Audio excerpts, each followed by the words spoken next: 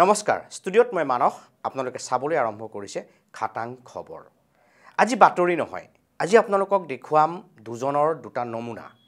কিন্তু মোৰে দুখ লাগিছে আপোনাৰ মুৰৰে নাক কাণ চকু মুখ থকা দুজন মানুহৰ কথা কামক আমি নমুনা বুলি ক'বলৈ ওলাইছো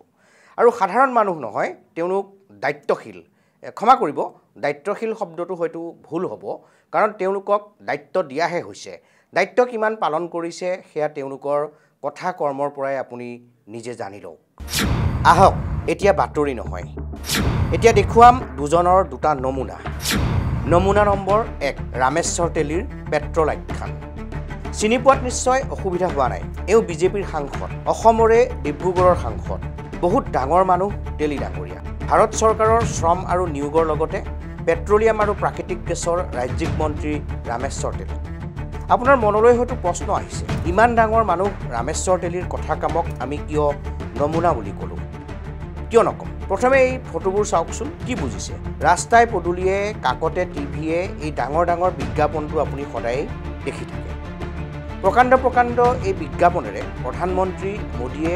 প্ৰতি মুহূৰ্ততে কৈ আহিছে চৰকাৰে আপোনাক মোক দিয়া কোভিডৰ ভেকচিন সম্পূৰ্ণ বিনামূলীয়া সভাই সমিতিয়ে চৰকাৰী পক্ষই জাহিৰ কৰে দেশবাসীক বিনামূলীয়া ভেকচিন দিয়া বুলি কিন্তু প্ৰধানমন্ত্ৰীকে ধৰি চৰকাৰী পক্ষৰ সকলো কথা মিছা প্ৰমাণিত কৰি হঠাৎ ৰামেশ্বৰ তেলীয়ে কৈ দিলে ভেকচিন বিনামূলীয়া নহয় পেট্ৰল ডিজেলৰ দামত পতা হৈছে ভেকচিনৰ মূল্য সেয়ে বৃদ্ধি পাইছে পেট্ৰল ডিজেলৰ মূল্য শুনকচোন মন্ত্ৰী তেলীৰ মুখেৰে আপোনালোক নিশ্চয় ভেকচিন লৈছে এই ভেকচিনৰ পইচাবিলাক ক'ৰ পৰা আহিব আপোনালোকতো দিয়া নাই ভেকচিনৰ পইচা নিশ্চয় এই ভেকচিনৰ পইচাবিলাক তেনেধৰণে অহা আজি আমি কৈছোঁ পানীহে দাম বেছি তেলতকৈ মই কৈছোঁ টেক্স লগোৱা আছে হঠাৎ এয়া কি ক'লে তেলী ডাঙৰীয়াই তেলী ডাঙৰীয়াৰ এই অমৃত বচনক লৈ তোলপাৰ ছ'চিয়েল মিডিয়া জ্যেষ্ঠ সাংবাদিক পংকজ দুৱৰাই মন্ত্ৰী তেলীক কটাক্ষ কৰি লিখিলে ৰামেশ্বৰ তেলী নিজৰ অকাত বুজি কথা ক'ব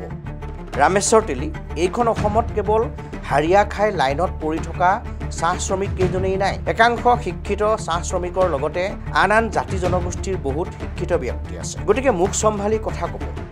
ভাৰতত ভেকচিন জনসাধাৰণৰ মৌলিক অধিকাৰ সেয়েহে মোদী চৰকাৰৰ বাজেটত ভেকচিনেশ্যনৰ বাবে ৩৫,০০০ কোটি টকা ধাৰ্য কৰা হৈছে সেই ৩৫,০০০ কোটি টকা নিৰ্মলা সীতাৰমণৰ লগ লাগি নৰেন্দ্ৰ মোদীয়ে কেলেংকাৰী কৰি সৰকাবলৈ লৈছিল কিন্তু সুপ্ৰিম কোৰ্টে এই ৩৫,০০০ কোটি টকা প্ৰসংগত হস্তক্ষেপ কৰাত নৰেন্দ্ৰ মোদীয়ে ঘোষণা কৰিব লগা হ'ল দেশবাসীয়ে বিনামূলীয়া ভেকচিন পাব তাৰ পিছৰ পৰা মোদী চৰকাৰৰ ভেকচিন অভিযান আৰম্ভ হ'ল গতিকে ভেকচিনৰ বাবে পেট্ৰলৰ মূল্য বৃদ্ধিৰ প্ৰসংগ আহিল ক'ৰ পৰা ৰামেশ্বৰ তেলীক পংকজ দুৱৰাই কটাক্ষ কৰা দেখি আন এজন জ্যেষ্ঠ সাংবাদিক ললিত গগৈয়ে ক'লে হেইত এইজনক কিয় গুৰুত্ব দিছে কেন্দ্ৰীয় মন্ত্ৰীৰ নামতহে মাথাত একো জ্ঞান নাই বাবেই অসমতে সোমাই থাকে কেন্দ্ৰীয় মন্ত্ৰী হৈ ইয়াৰ মন্ত্ৰী বিধায়কৰ পিছে পিছে ঘূৰি ফুৰে ক'ত এনেকুৱা কেন্দ্ৰীয় মন্ত্ৰী দেখিছে বেচেৰাই নিজৰ মৰ্যাদা ৰক্ষা কৰিবই নাজানে জিতুল ৰাজ সোণোৱাল বোলাজন আকৌ আচৰিত হোৱা নাই কাৰণ তেওঁৰ মতে অষ্টম শ্ৰেণী পাছ কৰা এজনৰ পৰা আৰু কি আশা কৰিব সাংবাদিক কৌস্তভমণি কাকতিৰ আকৌ সন্দেহেই হ'ল সেয়ে সুধিলে তেলী মহোদয় আপুনি সাংসদ নহয় জানো অৰ্থনীতিৰ নোবেল বঁটাটো ৰামেশ্বৰ তেলীয়ে পোৱাটো খাটাং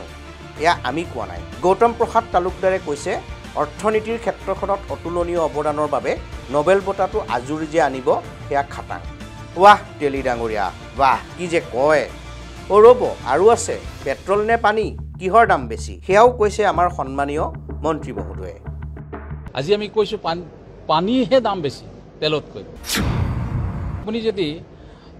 হিমালয় পানী যদি খায় তেতিয়াহ'লে 100 টকা এক বটল গম পালেনে পানীৰ দামহে বেছি হয়তো হিমালয়াৰ পানীৰ দাম পেট্ৰলতকৈ বেছি পিছে মন্ত্ৰী ডাঙৰীয়া আপুনি হয়তো খায় হিমালয়াৰ পানী আপোনাৰ ডিব্ৰুগড়তেই সমীক্ষা এটা চলাবচোন কিমানে খায় হিমালয়াৰ পানী এতিয়া আপুনিয়ে কওক তেলী ডাঙৰীয়াৰ এই মন্তব্যক নমুনা বুলি কৈ আমি কিবা ভুল কৰিছোঁ এইবাৰ এয়া নমুনা নম্বৰ 2 প্ৰাক্তন মন্ত্ৰী এতিয়াৰ ৰাজ্যিক বিজেপিৰ সভাপতি এইজন ভৱেশ কলিতা এওঁ তেলী ডাঙৰীয়াতকৈও এখুব চৰা কেতিয়া আৰু কেনেকৈ কমিব পেট্ৰল ডিজেলৰ মূল্য এটা ফৰ্মুলা উলিয়াইছে ৰাজ্যিক বিজেপিৰ সভাপতিজনে একজন ব্যক্তি বজাৰ কৰিব যায় ডাঙৰ গাড়ীখন লৈ যায় চাইকেলখন লৈ গ'লেতো হয়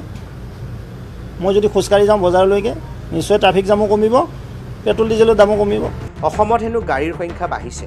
সেয়ে বাঢ়িছে পেট্ৰল ডিজেলৰ মূল্য এখন বাইকত দুজন উঠিলেও জৰিমনা বিহে আৰক্ষীয়ে পিছে ভৱেশ কলিতাৰ মতে তেলৰ দাম কমাবলৈ দুজনেই নহয় তিনিজনকৈ উঠক এখন বাইকত সকলোৱে ছেক্ৰিফাইচ কৰক দেশখনৰ কাৰণে ৰাষ্ট্ৰখনৰ কাৰণে জনতাক সকলোৱে কৰক আমিও কৰিম আপোনালোকেও কৰক আপোনালোকেও চাইকেল অহা কৰক ডাঙৰ গাড়ীখন কিয় লৈ আহে এখন বাইকত তিনিটাকৈ অহা কৰক চৰকাৰৰ পৰা লাইচেঞ্চ ওলাই লওক চিন্তাকৈ অহা কৰক এয়াই আমাৰ নেতা এয়াই আমাৰ মন্ত্ৰী সাংসদ এইসকলৰ এই ধৰণৰ কথা বাৰ্তা দেখিয়েই আমিও ক'বলৈ বাধ্য হৈছোঁ সঁচাকৈ এওঁলোক নেতা নে একো একোটা নমুনা ধন্যবাদ